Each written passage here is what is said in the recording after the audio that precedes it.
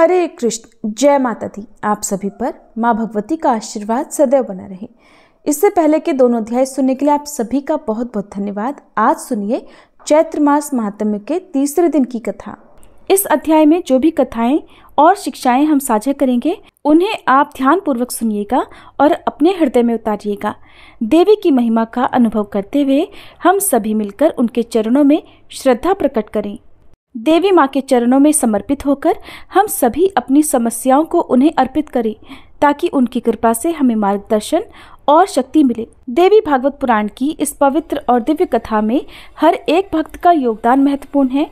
आइए हम सब मिलकर भक्ति की इस अद्भुत यात्रा में शामिल हों। आइए हम सब मिलकर पहले देवी भगवती का ध्यान करें, जो सर्वचेतन स्वरूपा, आदि अंत से रहित और ब्रह्म विद्या स्वरूपिणी भगवती जगदम्बिका हैं। उनका हम ध्यान करते हैं। वे हमारी बुद्धि को तीक्ष्ण बनाने की कृपा करें। श्री शौनक जी ने कहा, हे महाभाग सूत जी, आप महाभाग और पुरुष श्रेष्ठ हैं, क्योंकि आपने परम पावन पुराण संहिताओं का भली भांति अध्ययन कर लिया है। हे अनघ, मुनिवर व्यास जी ने 18 पुराणों का प्रणयन किया और आप अध्ययन करते रहे। वे सभी पुराण बड़े ही अद्भुत हैं। हे मुनिवर सत्यवती नंदन, व्यास जी के मुखारविंद से 5 लक्षणों और रहस्यों सहित उन संपूर्ण पुराणों को आप अच्छी प्रकार जान गए हैं। आज हमारा पुण्य फल दानोन्मुख हो गया, जिससे आप इस पावन क्षेत्र में पधारे। मुनियों को विश्राम देने वाला यह क्षेत्र बड़ा ही उत्तम और कलयुग के दोष से रहित है। हे सूत जी, ये मुनि मंडली पुण्यदायी पुराण संबंधी कथा सुनने के लिए बड़ी उत्सुक है, अतः आप सावधान होकर हमें सुनाने की कृपा करें। हे महाभाग, आप तो संपूर्ण शास्त्रों के वेत्ता और त्रिविध तापों से रहित हैं। सूत जी, जिनके कान हैं और जो सुनने के स्वाद से भी परिचित हैं, वे मनुष्य अगर पुराण नहीं सुनते तो वे अभागे हैं। जिस प्रकार षटरस के स्वाद से जीभ तृप्त हो जाती है, वैसे ही विद्वान पुरुष के वचनों से कर्णेंद्रियों को महान आनंद होता है, ये सभी जानते हैं। सांपों के कान नहीं होते, तब भी मधुर स्वरों को सुनकर वे अपनी सुध-बुध खो बैठते हैं। फिर कान वाले मनुष्य अगर सद्वाणी नहीं सुनते तो उन्हें बहरा ही क्यों न कहा जाए। हे सूत जी महाराज, ये सभी विप्रगण कथा सुनने की अभिलाषा से सावधान होकर नैमिषारण्य क्षेत्र में बैठे हैं। कली के भय से इन्हें महान दुख हो रहा है। हे सर्वज्ञ, आपके कहे हुए अन्य बहुत से पुराण हमने सुने हैं, किंतु उनके सुनने से अब भी हमारी उसी प्रकार तृप्ति नहीं हो रही जैसे देवता अमृतपान से कभी अघाते नहीं। हे सूत जी, धिक्कार है इस अमृत को, जिसे पीने वाले कभी मुक्त नहीं हो सकते, किंतु धन्य है वो पुराण जो सुनने से ही मनुष्यों को मुक्त कर देता है।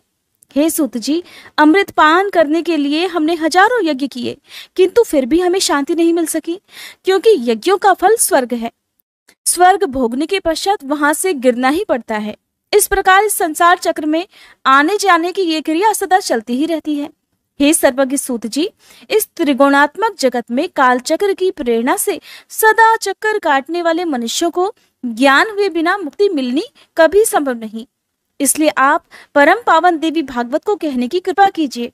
ये पुराण संपूर्ण रसों से परिपूर्ण, अत्यंत पवित्र, गोपनीय तथा मुक्ति कामी जनों को सदा अभिलषित मुक्ति प्रदान करने वाला है। श्री सूत जी कहते हैं, श्रीमद् देवी भागवत अत्यंत पवित्र और वेद प्रसिद्ध पुराण है। इसके संबंध में आप महानुभावों के प्रश्न करने से मैं धन्य, बड़भागी और परम पावन बन गया। अब मैं इसे कहता हूँ। यह पुराण संपूर्ण श्रुतियों के अर्थ से अनुमोदित, अखिल शास्त्रों का रहस्य और आगमों में अपना अनुपम स्थान रखने वाला है, जो योगियों को मुक्ति प्रदान करने वाले ब्रह्मादि देवताओं से सुसेवित है तथा प्रधान मुनिगण उत्तम स्तोत्रों के द्वारा जिसका सदा चिंतन किया करते हैं। भगवती जगदम्बिका के उन सुकोमल चरण कमलों को प्रणाम करके आज मैं विस्तार पूर्वक ये पुराण कहने के लिए प्रस्तुत हो रहा हूँ। हे द्विजवरों, यह रसों का भंडार है। इसमें जहाँ देखिए भगवती की भक्ति ही निहित है। इसलिए भगवती के नामों से ही अर्थात श्रीमद् देवी भागवत नाम से यह पुराण प्रसिद्ध है। उपनिषद में जो विद्या नाम से प्रसिद्ध है, आद्या, परा, सर्वज्ञा जिनके नामांतर हैं, जो संसार के आवागमन रूपी बंधन को काटने में कुशल है और चारों ओर ही जिनकी सत्ता बनी रहती है, दुष्ट जन जिन्हें किसी प्रकार भी नहीं जान सकते, तथा मुनियों के ध्यान करने पर जो स्वयं अपनी झांकी दिखाया करती है, वे भगवती जगदम्बिका इस कार्य में सफलता प्रदान करने की कृपा करें। वेदों और पुराणों में ये भली भांति विदित है कि श्री ब्रह्मा जी इस अखिल जगत के सृष्टा हैं। साथ ही वे ये भी कहते हैं कि ब्रह्मा जी का जन्म भगवान विष्णु के नाभि कमल से हुआ है। फिर ऐसी स्थिति में ब्रह्मा जी स्वतंत्र सृष्टा कैसे हो गए? भगवान विष्णु को भी स्वतंत्र सृष्टा नहीं कह सकते। वे तो शेषनाग की सैया पर सोए हुए थे। नाभि से कमल निकला और उस पर ब्रह्मा जी प्रकट हुए, किंतु वे श्री हरि भी तो किसी आधार पर ही अवलंबित थे। उनके आधारभूत क्षीर समुद्र को भी स्वतंत्र सृष्टा नहीं माना जा सकता, क्योंकि वह रस है। रस बिना पात्र के नहीं ठहरता, कोई ना कोई उसका आधार रहना ही चाहिए। इसलिए चराचर जगत की आधारभूत भगवती जगदम्बिका ही सृष्टा रूप में निश्चित हुई। मैं उनकी शरण ग्रहण करता हूँ। कमल स्थित ब्रह्मा जी को दर्शन मिले। भगवान विष्णु योग निद्रा के अधीन होकर शयन कर रहे थे। तब उन प्रभु को जगाने के लिए पितामह ने जिनकी स्तुति की थी, उन भगवती जगदम्बिका की मैं शरण लेता हूँ। वे भगवती सगुण निर्गुण मुक्ति प्रदान करने वाली और माया स्वरूपिणी हैं। अब मैं उनका ध्यान करके संपूर्ण पुराणों का कथन करता हूँ। मुनिगण, कृपया सुनने की कृपा करें। श्रीमद् देवी भागवत सबसे उत्तम और पावन पुराण माना जाता है। इसमें 18,000 श्लोक हैं। संस्कृत भाषा में इसकी रचना हुई है। वेद व्यास जी ने सुंदर 12 स्कंधों से इसे सजाया है। पूरे पुराण में 318 अध्याय हैं। प्रथम स्कंध में 20, दूसरे में 12, तृतीय में 20, चतुर्थ में 25, पंचम में 35, षष्ठ में 31, सप्तम में 40, अष्टम में 24, नवम में 50, दशम में 13, एकादश में 24 और द्वादश स्कंद में कुल 14 अध्याय हैं। महात्मा पुरुषों का कहना है कि इस पुराण में इस प्रकार तो अध्याय हैं और 18,000 श्लोक हैं। मुनिवरों, देवी भागवत पुराण बड़ा ही पवित्र और संपूर्ण दुखों का नाश करने वाला है। इसके प्रभाव से मनोरथ पूर्ण होते हैं और मुक्ति भी सुलभ हो जाती है। इसके सभी विषय वेद के अभिप्राय से युक्त हैं। संपूर्ण वेदों का सारभूत यह पुराण मुक्तिकामी जनों को सदा प्रिय है। इस पुराण की रचना करने के बाद व्यास जी ने सर्वप्रथम अपने अयोनिज और विरक्त पुत्र महाभाग शुकदेव जी को अधिकारी समझकर उन्हें ही सुनाया। हे मुनियों, मैं वही था। वेद व्यास जी प्रवचन कर रहे थे। इसी से यथार्थ बातें मैंने भी सुन ली। गुरुदेव बड़े कृपालु थे। उन्हीं की कृपा से यह अत्यंत गुप्त पुराण प्रकट हुआ है। व्यास नंदन शुकदेव जी की बुद्धि बड़ी विलक्षण थी। उनके पूछने पर इस गुप्त पुराण की सभी बातें व्यास जी व्यक्त किया करते थे। वहां रहने के कारण इस पुराण की अमित महिमा का मैं भी जानकार हो गया। मुनिवरों, श्रीमद् देवी भागवत स्वर्गीय कल्प वृक्ष का सुंदर पका हुआ फल है। इस संसार रूपी समुद्र के अथाह जल को पार करने की इच्छा रखने वाले शुकदेव जी उस फल को आदर पूर्वक चखने वाले पक्षी हैं। उन्होंने इस विविध कथा रूपी अमृत को अपने कान रूपी पुटकों में भर भर कर खूब पान किया। जगत में ऐसा कौन पुरुष है जो इस अद्भुत कथा को सुनकर कली के भय से मुक्त ना हो जाए?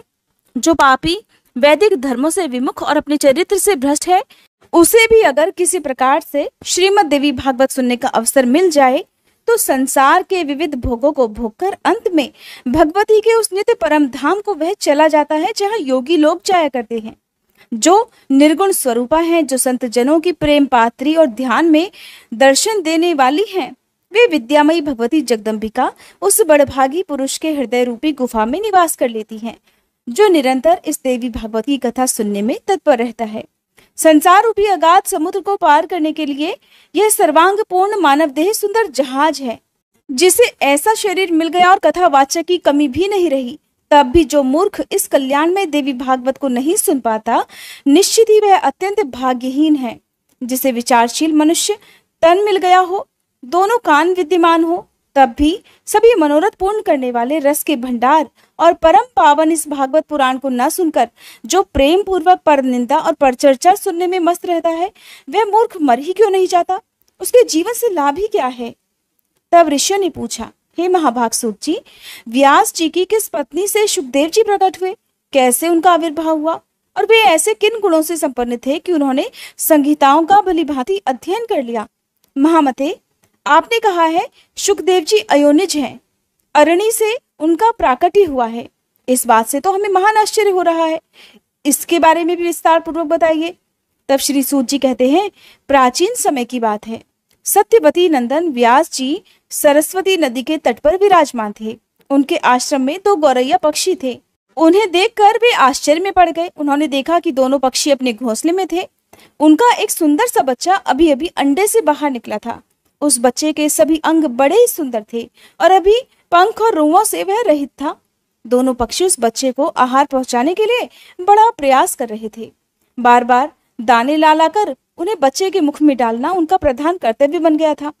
वे आनंद में मगन होकर उस बच्चे के अंगों को अपने अंगों से रगड़ते और प्रेम पूर्वक उसका मुख चूमा करते थे। उन गौरैया का अपने बच्चों में ऐसा अद्भुत प्रेम देखकर व्यास जी ने अपने मन में विचार किया कि जब पक्षी अपने पुत्रों के प्रति इतना स्नेह कर रहे हैं, तब मनुष्यों का संतान में प्रेम हो, इसमें कौन सी विचित्र बात है, क्योंकि उन्हें तो पुत्रों से सेवा पाने की अभिलाषा बनी ही रहती है। सत्यवती नंदन व्यास जी इस प्रकार के विविध विचारों में उलझकर उदास हो गए। मन ही मन कुछ सोच समझकर बात निश्चित कर ली और वे फिर मंद्राचल पर्वत के निकट चले गए। खूब विचार किया। विचार करने लगे, कहने लगे कि मेरे मनोरथ पूर्ण करने और वर देने में निपुण कौन देवता है जिनकी मैं उपासना करूं? भगवान विष्णु, शंकर, इंद्र, ब्रह्मा, सूर्य, गणेश, स्वामी कार्तिकेय, अग्नि अथवा वरुण, मुझे किनकी उपासना करनी चाहिए? इस प्रकार व्यास जी सोच ही रहे थे कि इतने में ही चारों ओर विचरने वाले देवर्षि नारद हाथ में वीणा लेकर वहां पधारे। मुनि को देखकर व्यास जी को बड़ा हर्ष हुआ। उन्होंने पाद्य और अर्घ्य प्रदान करने की समुचित व्यवस्था की, साथ ही कुशल समाचार भी पूछा। कुशल प्रश्न सुन लेने के बाद मुनिवर नारद जी ने व्यास जी से पूछा, नारायण नारायण, द्वैपायन जी, तुम क्यों इतने चिंतित दिख रहे हो? अपनी चिंता का कारण तो बतलाओ। तब व्यास जी कहने लगे, हे देवर्षि, सुना गया है कि पुत्रहीन की गति नहीं होती और मानसिक सुख भी उसे सुलभ नहीं हो सकता। इसीलिए मैं बहुत दुखी हूँ और यही चिंता मुझे बार बार बेचैन कर रही है। अब मैं मनोरथ पूर्ण करने वाले किस देवता की उपासना करूं, इसी विचारधारा में गोते खा रहा हूँ। इस परिस्थिति में अब आप ही मेरे आश्रय हैं। हे देवर्षि, आप सब कुछ जानने वाले और कृपा के समुद्र हैं। शीघ्र बताने की कृपा कीजिए कि मैं किन देवता की शरण में जाऊं जो मुझे पुत्र प्रदान कर सके। सूत जी कहते हैं, इस प्रकार व्यास जी के पूछने पर महामना नारद जी अत्यंत प्रेम पूर्वक उनसे कहने लगे, हे महाभाग व्यास जी, आप इस विषय में जो पूछ रहे हो, ठीक यही प्रश्न मेरे पिताजी ने भगवान श्री हरि से किया था। देवाधिदेव भगवान जगत के स्वामी हैं। लक्ष्मी जी उनकी सेवा में उपस्थित रहती हैं। दिव्य कौस्तुभ मणि उनकी शोभा बढ़ाती है। वे शंख चक्र और गदा धारण करे रहते हैं, पीताम्बर धारण करते हैं, 4 भुजाएं हैं, वक्ष स्थल पर श्री वत्स का चिन्ह चमकता रहता है। वे चराचर जगत के आश्रयदाता हैं, जगत गुरु और देवताओं के भी देवता हैं। ऐसे जगत प्रभु भगवान श्री हरि महान तप कर रहे थे। उनकी समाधि लगी हुई थी। ये देखकर मेरे पिता श्री ब्रह्मा जी को बड़ा आश्चर्य हुआ और उन्होंने उनसे यह जानने की इच्छा प्रकट की। तब ब्रह्मा जी ने पूछा कि हे प्रभु, आप तो देवताओं के अध्यक्ष, जगत के स्वामी और भूत भविष्य और वर्तमान सभी जीवों के एकमात्र शासक हैं। भगवान, फिर आप क्यों तपस्या कर रहे हैं और किस देवता की आराधना में लीन है? मुझे असीम आश्चर्य हो रहा है और सबसे आश्चर्य तो ये हो रहा है कि आप देवेश्वर और सारे संसार के शासक होते हुए भी समाधि में लीन हैं। प्रभु, आपके नाभि कमल से तो मेरी उत्पत्ति हुई है और वह मैं अखिल विश्व का रचयिता बन गया। फिर आप जैसे सर्वसमर्थ पुरुष से बढ़कर कौन विशिष्ट देवता है, उसे बताने की कृपा अवश्य कीजिए। मैं तो यही जानना चाहता हूँ प्रभु कि सबके कारण स्वरूप आदि पुरुष परमात्मा तो आप ही हैं।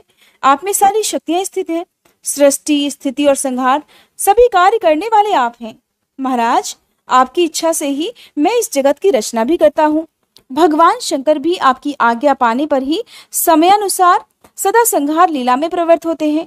भगवान, सूर्य का आकाश में चक्कर लगाना, सुखदायी पवन का चलना, अग्नि का जलना और मेघ का बरसना, ये सभी कार्य तो केवल आपकी आज्ञा पर ही निर्भर है। और मुझे तो महान कौतूहल ये हो रहा है कि आप किस देवता का ध्यान कर रहे हैं। त्रिलोकी में तो मैं आपसे बढ़कर किसी देवता को नहीं देखता। इसलिए हे प्रभु, मुझ दास को ये रहस्य बताने की कृपा कीजिए, क्योंकि श्रेष्ठ पुरुष कभी किसी बात को छिपाते नहीं। श्री ब्रह्मा जी के ये विनीत वचन सुनकर भगवान श्री हरि उनसे कहने लगे, हे ब्रह्मा जी, सावधान होकर सुनो। मैं अपने मन का विचार व्यक्त करता हूँ। देवता, दानव और मानव सब यही जानते हैं कि आप सृष्टि करते हो, मैं पालन करता हूँ और भगवान शंकर संहार किया करते हैं। किंतु फिर भी वेद के पारगामी पुरुष अपनी युक्ति से ये सिद्ध करते हैं कि रचने, पालने और संहार करने की यह योग्यता जो हमें मिली है, इसकी अधिष्ठात्री शक्ति देवी है। वे कहते हैं कि संसार की सृष्टि करने के लिए आप में राजसी शक्ति का संचार हुआ है। मुझे सात्विकी शक्ति मिली है और रुद्र में तामसी शक्ति का आविर्भाव हुआ है। उस शक्ति के अभाव में आप इस संसार की सृष्टि नहीं कर सकते, मैं पालन करने में सफल नहीं हो सकता और रुद्र से संहार कार्य होना भी संभव नहीं। हे ब्रह्मा जी, हम सभी उस शक्ति के सहारे ही अपने अपने कार्य में सदा सफल होते आए हैं। प्रत्यक्ष और परोक्ष दोनों ही उदाहरण मैं यहाँ आपके सामने रखता हूँ। यह निश्चित बात है कि उस शक्ति के अधीन होकर ही मैं प्रलय काल में इस शेष नाग की शैया पर सोता और सृष्टि करने का अवसर आते ही जाग जाता हूँ। मैं सदा तब करने में लगा रहता हूँ। उस शक्ति के शासन से कभी मुक्त नहीं रह सकता। कभी अवसर मिला तो लक्ष्मी जी के साथ सुखपूर्वक समय बिताने का सौभाग्य भी प्राप्त होता है। मैं कभी तो दानवों के साथ युद्ध करता हूँ और अखिल जगत को भय पहुंचाने वाले दैत्यों के विकराल शरीरों को शांत करना मेरा परम कर्तव्य हो जाता है। धर्मज्ञ, बहुत पहले की बात कह रहा हूँ, उस समय आप तो थे ही, चारों ओर जल ही जल था। मुझे 5000 वर्षों तक बाहु युद्ध करना पड़ा था। मेरे कान के मैल से उत्पन्न होने वाले मधु और कैटब नामधारी तो महान दानव दुष्ट थे। उन्हें असीम अभिमान था। भगवती आद्य शक्ति की कृपा से ही मैं उन दैत्यों को मारने में सफल हो सका। महाभाग, उस समय की बात से क्या आप अपरिचित हो? सर्वश्रेष्ठ शक्ति ही तो उस जीत में हमारा कारण बनी थी। फिर आप बार बार क्यों पूछ रहे हो? जब सर्वत्र जल ही जल शेष रहता है, तब उस शक्ति की इच्छा के अधीन होकर मैं पुरुष रूप से विचरा करता हूँ। प्रत्येक युग में कच्छप, बराह, नरसिंह और वामन रूप मुझे धारण करने पड़ते हैं। हे ब्रह्मा जी, प्राचीन समय की बात है, एक बार धनुष की डोरी टूटी और उसके झटके से मेरा मस्तक धड़ से अलग हो गया। आप बड़े कुशल शिल्पी हो, इसलिए आपने घोड़े का मस्तक मेरे धड़ से जोड़ दिया। ये घटना तो आपके सामने ही घटी थी। तभी से लोग मुझे हय शिरा कहने लगे। जगत की रचना करने वाले हे ब्रह्मा जी, आप इससे अपरिचित नहीं हो। मुझे सभी प्रकार से शक्ति के अधीन होकर रहना पड़ता है और उन्हीं भगवती शक्ति का मैं निरंतर ध्यान किया करता हूँ। ब्रह्मा जी, मेरी जानकारी में इन भगवती शक्ति से बढ़कर दूसरे कोई देवता नहीं। नारद जी कहते हैं, इस गुप्त रहस्य के वक्ता भगवान विष्णु है और श्रोता श्री ब्रह्मा जी रहे। मुनिवर, फिर तो पितामह ने वे सभी बातें अक्षरशः मुझे भी कह सुनाई। इसलिए आप भी अगर अपना पुरुषार्थ सिद्ध करना चाहते हो तो उन्हीं भगवती के चरण कमल को अपने हृदय में धारण करो। आपकी जो भी अभिलाषाएं हैं वे सभी भगवती जगदम्बिका अवश्य ही पूर्ण करेंगी। श्री सूत जी कहते हैं, इस प्रकार नारद जी के कहने पर सत्यवती नंदन व्यास जी भगवती देवी के चरण कमलों को अपने हृदय में स्थापित करके तपस्या करने के लिए पर्वत पर चले गए। ऋषिगण बोले, हे सूत जी, आपने बड़ी आश्चर्य की बात कही। अरे, जो भगवान विष्णु सबके कर्ता धर्ता है, उनका भी मस्तक कटकर धड़ से अलग हो गया। फिर उस धड़ पर घोड़े का सिर रखा गया और वे हयग्रीव कहलाने लगे।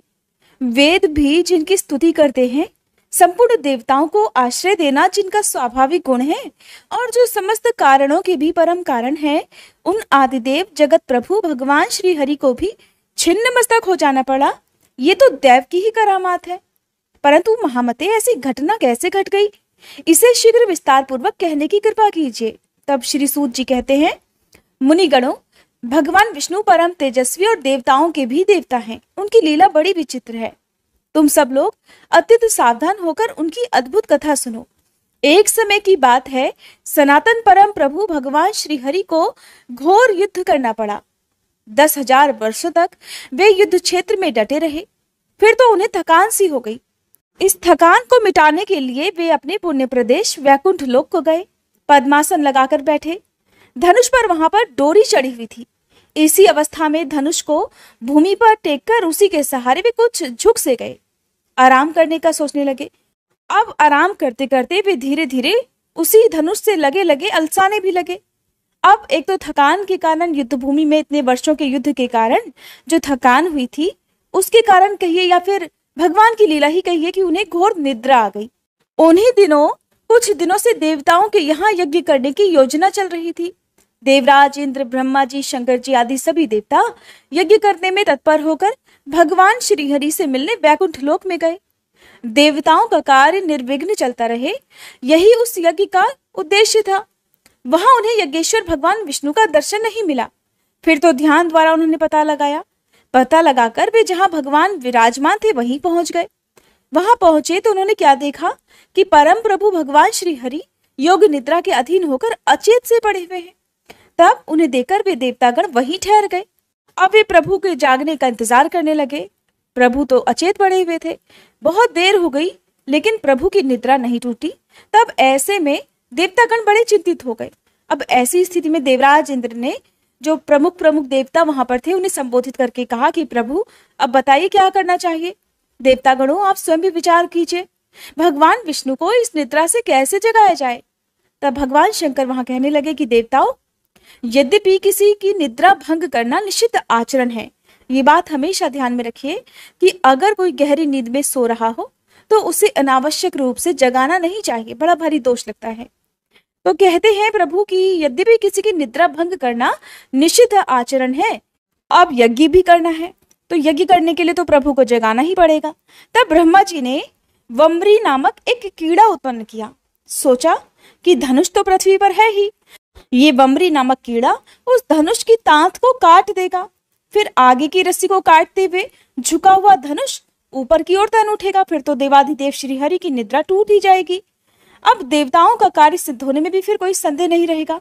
इस प्रकार मन में विचार करके प्रधान देवता अविनाशी ब्रह्मा जी ने वैसा ही करने के लिए वम्री कीड़े को आज्ञा दी। तब वह वम्री नामक कीड़ा ब्रह्मा जी से कहने लगा, प्रभु अरे लक्ष्मीकांत भगवान नारायण देवताओं के भी आराधिदेव हैं, भला उन जगत गुरु की निद्रा मैं कैसे भंग कर सकूंगा। भगवान, इस धनुष की डोरी को काटने से मुझे भला कौन सा लाभ है, और धनुष की तांत को काटकर तो बड़ा घृणित कार्य मुझसे करवाया जाएगा। सभी प्राणी किसी न किसी स्वार्थ को लेकर ही कोई नीच कर्म करते हैं, और ये तो बिल्कुल सच बात है। अब अगर इस धनुष की तांत को काटने में मेरा भी कोई काम बने तब तो मैं इससे काटने में तत्पर हो जाऊंगा। तब ब्रह्मा जी कहने लगे, वम्री सुनो, हम लोग तुम्हें यज्ञ में भाग दिया करेंगे। ये निजी लाभ मानकर अब तुम शीघ्र ही हमारा काम करो, अर्थात भगवान श्री हरि को निद्रा से जगा दो। देखो, यज्ञ में हवन करते समय अगल बगल में जो भी हविष्य गिर जाएगा वो तुम्हारा भाग होगा, ये समझ लो। अच्छा, अब हमारा काम बहुत जल्दी हो जाना चाहिए। सूत जी कहते हैं, इस प्रकार ब्रह्मा जी के कहने पर उसी क्षण वम्री ने प्रत्यंचा को जो नीचे भूमि पर थी उसे काट दिया। फिर तो धनुष बंधन मुक्त हो गया। अब इधर देखिए, प्रत्यंचा कटी, दूसरी ओर की डोरी भी वैसे ही ढीली पड़ गई। और जैसे ही प्रत्यंचा की डोरी कटी और ढीली हुई, उसी समय बड़े जोर से भयंकर शब्द हुआ, जिसे सुनकर सभी देवतागण भयभीत हो उठे। चारों ओर अंधकार छा गया। इतना अंधकार छा गया कि सूर्य की प्रभा भी क्षीण हो गई। फिर तो सभी देवतागण घबराकर सोचने लगे कि अहो, ऐसे समय में और इतने भयंकर समय में अब पता नहीं क्या होने वाला है। ऋषियों, समस्त देवतागण ऐसा ही सोच रहे थे कि इतने में पता नहीं भगवान विष्णु का मस्तक कुंडल और मुकुट सहित कहां उड़कर चला गया।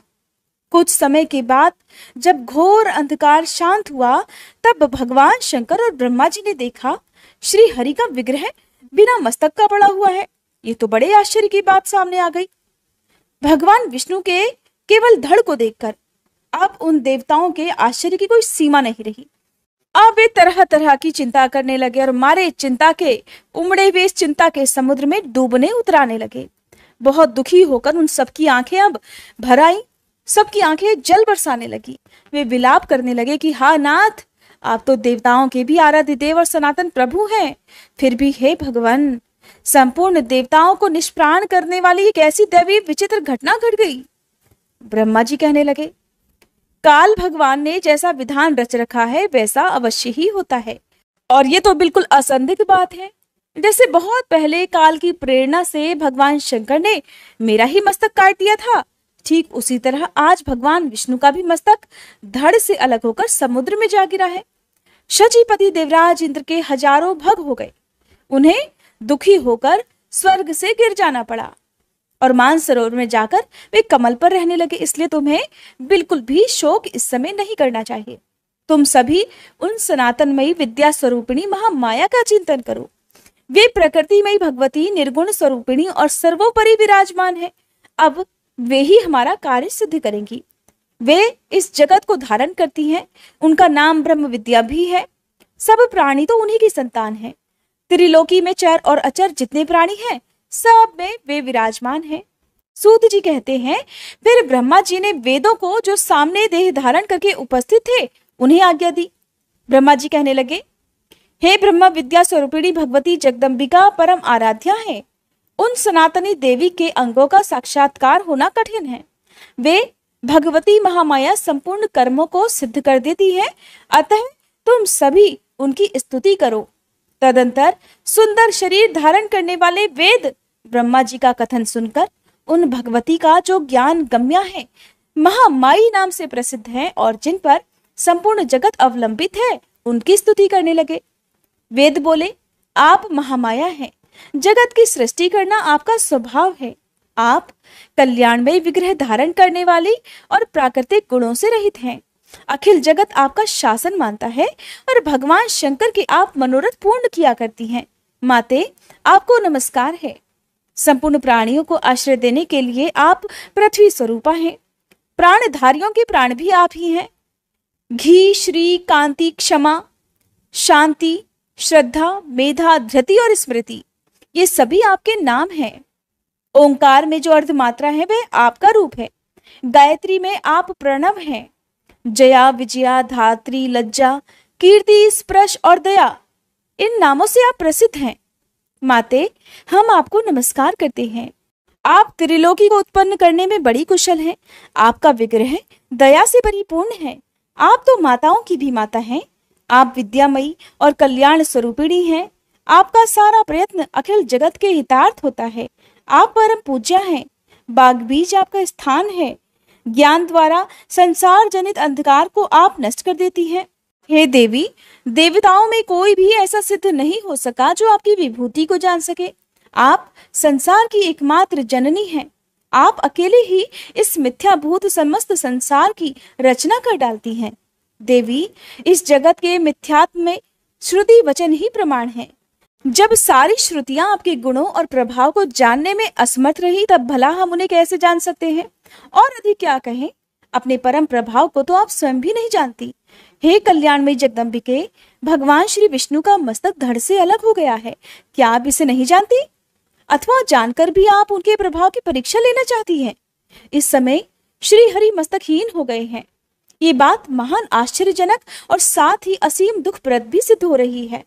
अब हम ये नहीं जान सकते कि आप जन्म मरण के बंधन को काटने में कुशल होते हुए भी श्री विष्णु के मस्तक को जोड़ने में देर क्यों कर रही हैं?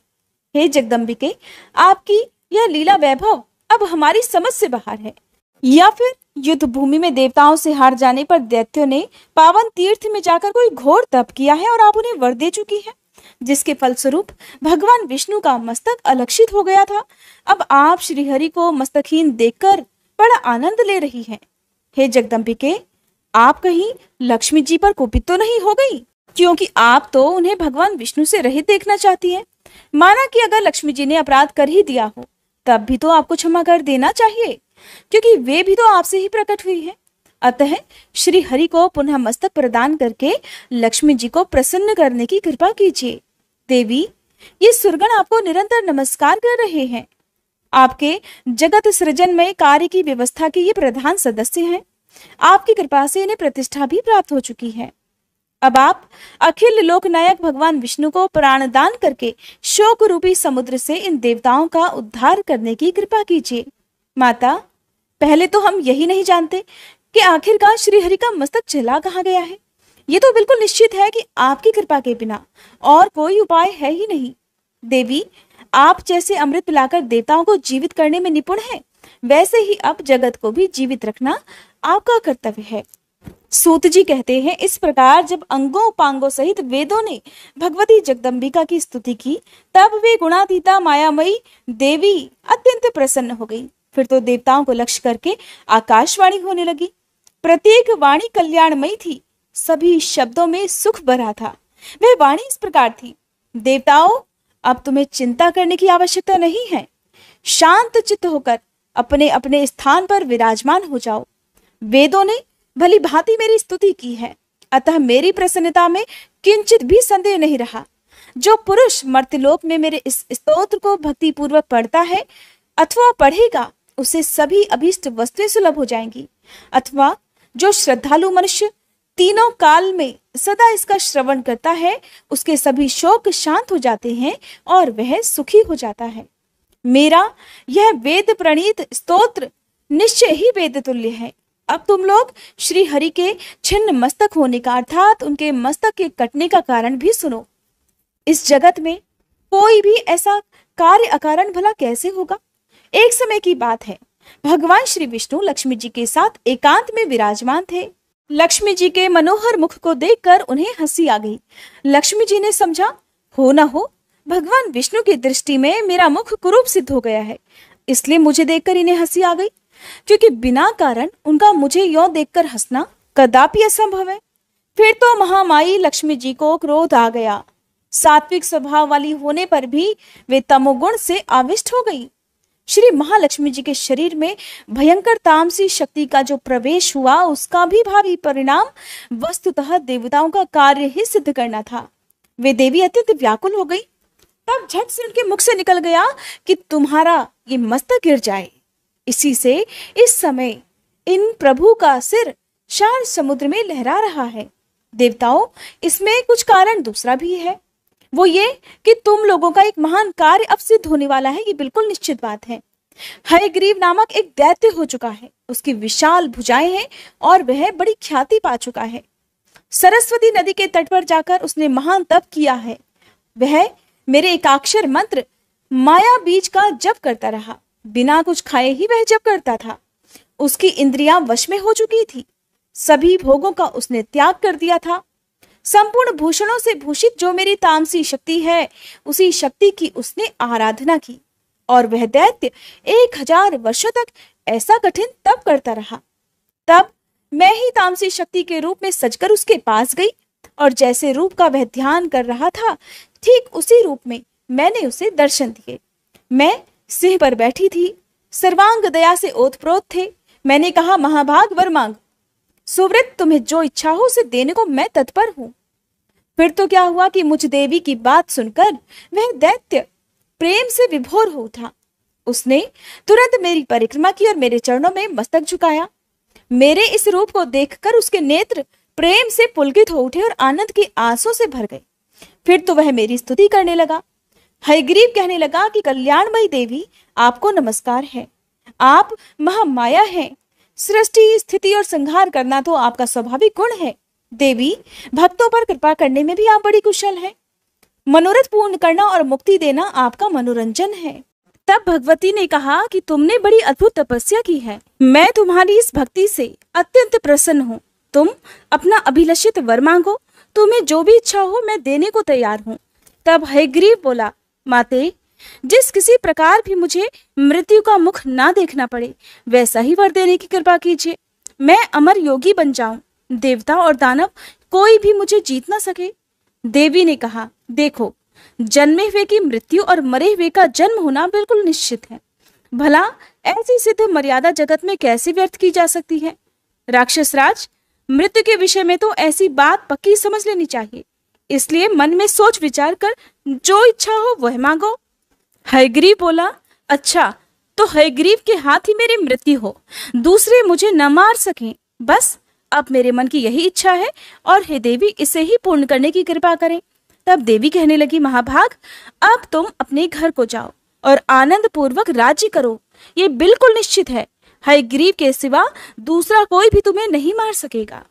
इस प्रकार उस दानव को वर देकर तामसी देवी अंतर्ध्यान हो गई और वह दैत्य भी असीम आनंद का अनुभव करता हुआ अपने घर चला गया। वही पापी इन दिनों मुनियों और वेदों को अनेक प्रकार से सता रहा है। त्रिलोकी में कोई भी ऐसा नहीं है जो उस दुष्ट को मार सके। अतएव इस घोड़े का सुंदर सिर उतारकर श्री विष्णु के धड़ से जोड़ दिया जाएगा। ये कार्य श्री ब्रह्मा जी के द्वारा ही संपन्न होगा और तब वे ही भगवान हयग्रीव देवताओं के हित साधन के लिए उस दुष्ट और निर्दयी दानव के प्राण हरेंगे। श्री सूत जी कहते हैं, देवताओं से ऐसा कहकर वह आकाशवाणी शांत हो गई। फिर तो सभी देवता जो कुछ देर पहले तक शोक मग्न थे, आनंद से विह्वल हो गए। उन्होंने दिव्य शिल्पी ब्रह्मा जी से कहा। देवतागण कहने लगे कि भगवान श्री विष्णु के मस्तकहीन शरीर पर सिर जोड़ना रूप महत्व कार्य संपन्न करने की अब कृपा कीजिए। तभी भगवान हयग्रीव बनकर इस दानवराज का संहार कर सकेंगे। श्री सूत जी कहते हैं, देवताओं की बात सुनकर ब्रह्मा जी ने उसी क्षण सुरगण के सामने ही तलवार से घोड़े का मस्तक उतार लिया। साथ ही तुरंत उसे भगवान के शरीर पर जोड़ने की व्यवस्था भी संपन्न कर दी। फिर तो भगवती जगदम्बिका के कृपा प्रसाद से उसी क्षण भगवान श्री विष्णु का हयग्रीव अवतार हो गया। वह दानव बड़ा ही अभिमानी था, देवताओं से उसकी घोर शत्रुता थी। अवतार लेने के पश्चात कितने समय तक भगवान उसके साथ युद्ध भूमि में डटे रहे, तब कहीं उसकी मृत्यु हुई। मर्त्य लोक में रहने वाले जो पुरुष इस पुण्यमयी कथा को सुनते हैं, जो भक्त इस कथा को सुनते हैं, दूसरों को सुनाते हैं, वे संपूर्ण दुखों से मुक्त हो जाते हैं। ये बिल्कुल निश्चित बात है। भगवती महामाया का चरित्र परम पवित्र और पापों का संहार करने वाला है। इसे जो भी पढ़ते अथवा सुनते हैं, उन्हें संपूर्ण संपत्तियां सुलभ हो जाती हैं। जय माता दी। आज का अध्याय समाप्त हुआ। अगले अध्याय में आप जानेंगे मधु और कैटब को देवी का वरदान, भगवान विष्णु का योग निद्रा के अधीन होना, ब्रह्मा जी के द्वारा देवी की स्तुति और भगवान विष्णु का योग निद्रा से जागरण का वर्णन।